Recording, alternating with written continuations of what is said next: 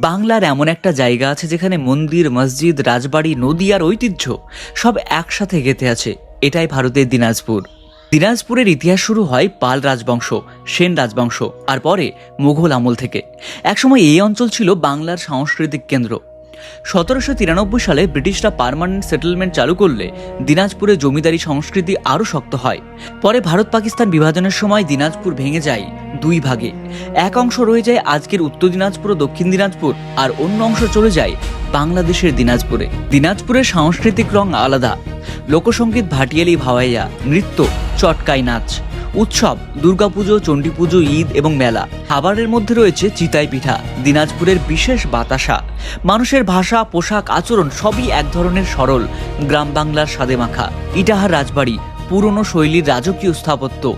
ইসলামপুর, চা বাগান, নদী আর পাহাড় ঘেঁষা প্রকৃতি। রায়গঞ্জ, ওয়াইল্ড লাইফ স্যাংচুয়ারি, হাজার হাজার ওপেন বিল স্টকের দেশ। কুড়িকবন, পাখি প্রেমীদের জন্য স্বর্গ। এছাড়া রয়েছে বালুরঘাট মিউজিয়াম, দিনাজপুরের ইতিহাসের ভাণ্ডার। তপনদিঘি, বিশাল জলাশয় পিকনিক স্পট। অট্টহাস মন্দির, এক রহস্যময় প্রাচীন শক্তিপীঠ। হিলি বর্ডার, কেনাকাটা প্লাস সুন্দর অভিজ্ঞতা। বাংলার মানচিত্রে দিনাজপুর শুধু এক জেলা নয়, একটা ইতিহাস, একটা স্মৃতি, একটা অনুভূতি। আপনি কি কখনো ঘুরে এসেছেন দিনাজপুর? কমেন্টে জানাতে ভুলবেন না।